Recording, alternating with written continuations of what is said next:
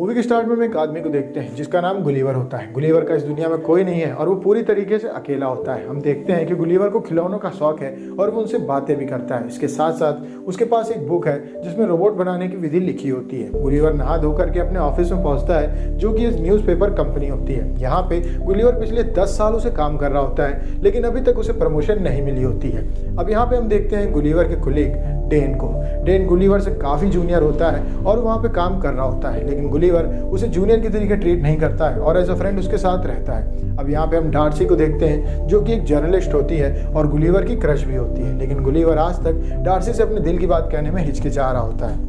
अब एक दिन गुलिवर के पास डेन आता है एक पेपर लेकर के। इस पेपर में लिखा होता है कि डेन का प्रमोशन हो गया है। अब गुलिवर को काफ़ी खुशी होती है डेन के लिए, लेकिन खुद के लिए उसे बुरा लगता है क्योंकि वो उस कंपनी में 10 साल से काम कर रहा होता है और अभी तक उसे प्रमोशन नहीं मिली होती है। डेन गुलिवर से कहता है कि तुम्हें बात करना सीखना होगा, जब तुम अपनी बात रख पाओगे तभी तुम्हारा काम हो पाएगा। गुलिवर जाता है और वो डार्सी से बात करने की कोशिश करता है, लेकिन वो देखता है कि डार्सी किसी प्रोजेक्ट पे काम कर रही है और उसकी हिम्मत डोलने लगती है। तभी डार्सी उससे कहती है कि क्या तुम ब्लॉग के लिए यहाँ पे आए हो। असल में एक ब्लॉग के लिए कंपटीशन चल रहा होता है और जो भी उस कंपटीशन को जीतेगा उसे एक मिशन मिलेगा जिसपे उन लोगों को रिसर्च करनी होगी। गुलिवर उससे हाँ कह देता है और वहाँ रखा फॉर्म उठा करके चला जाता है। ये एक आर्टिकल होता है जिसमें ट्रैवल एजेंसीज के बारे में छापना होता है। गुलिवर इधर उधर से कॉपी करके एक आर्टिकल बना करके डार्सी को दे देता है। डार्सी को ये आर्टिकल काफ़ी पसंद आता है और वो गुलिवर को इस प्रोजेक्ट के लिए सिलेक्ट कर लेती है। वो उससे कहती है कि तुम यहाँ से बरमूडा ट्रायंगल जाओगे और वहाँ पे गायब हुए प्लेनों पे स्टडी करोगे और वहाँ से एक अच्छा आर्टिकल बना करके यहाँ पे वापस आओगे। अब गुलिवर जिसे डार्सी को किसी भी हाल में इम्प्रेस करना है इस प्रोजेक्ट के लिए हाँ कर देता है और वो निकल जाता है बरमूडा ट्रायंगल के लिए, जहाँ पर टापू के पास उसे एक आदमी मिलता है जो कि उसके हाथ में एक बोट थमा देता है। वो उसको बताता है कि कैसे आप बोट को चलाएंगे, लेकिन वो उसके साथ बरमूडा ट्रायंगल की ओर जाता नहीं है क्योंकि उसका ये मानना होता है कि वो जगह काफ़ी डेडली है। अब गुलिवर बोट से आगे निकल जाता है जहाँ शुरू में वो इंजॉय कर रहा होता है, रोबोट बनाने वाली बुक को पढ़ रहा होता है और इस बीच वो सो जाता है। जब उसकी आँख खुलती है तो वो देखता है कि उसके आगे एक टॉर्नेडो है और उसकी बोट उस टॉर्नेडो में खिंची जा रही है। अब वो जल्दी लाइफ जैकेट पहनता है, लेकिन जब तक वो कूदने की कोशिश करता है तब तक वो टॉर्नेडो उस बोट को अपने अंदर घसीट लेता है और गुलिवर भी उसके अंदर चला जाता है। अब गुलिवर की जब आंख खुलती है तो वो एक रेत के टीले पे पड़ा होता है जहाँ पे उसके ऊपर एक आदमी खड़ा होता है और ये आदमी गुलिवर से साइज में काफ़ी छोटा होता है।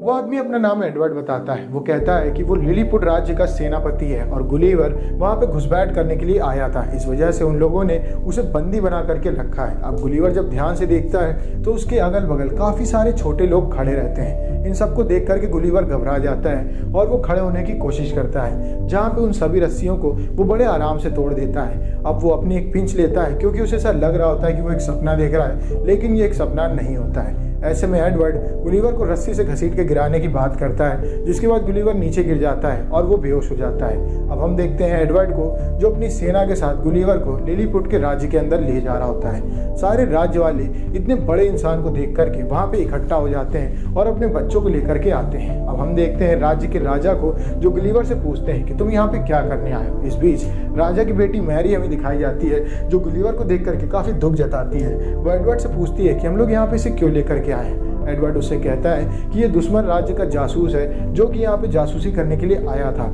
हमने इसे पकड़ लिया है और अब हमें इसे सजा देनी होगी। गुलिवर राजा से पूछता है कि ये कौन सी जगह है। राजा के सेक्रेटरी गुलिवर से कहता है कि ये दुनिया का सबसे महान राज्य लिलीपुट है, जहाँ की सरहद पे तुमने घुसपैठ करने की कोशिश की है और इसके बाद उसे जेल में डाल दिया जाता है। अब यहाँ पे उसकी मुलाकात होरेशियो से होती है जिसको एडवर्ड ने ही जेल में डाला होता है। उन दोनों से मिलने एडवर्ड आता है और कहता है कि तुम लोगों को वही करना होगा जैसा मैं कहता हूँ, वरना सारी जिंदगी इसी जेल में सड़ोगे। अब इसके बाद हम देखते हैं कि एडवर्ड उन दोनों से खेती बाड़ी करवाता है और गुलिवर खेत जोत रहा होता है कि तभी उन लोगों के ऊपर दुश्मन राज्य अटैक कर देता है और इस राज्य का सिर्फ एक ही मकसद होता है कि वो वहाँ से राजकुमारी मैरी को किडनैप करके ले जाएंगे।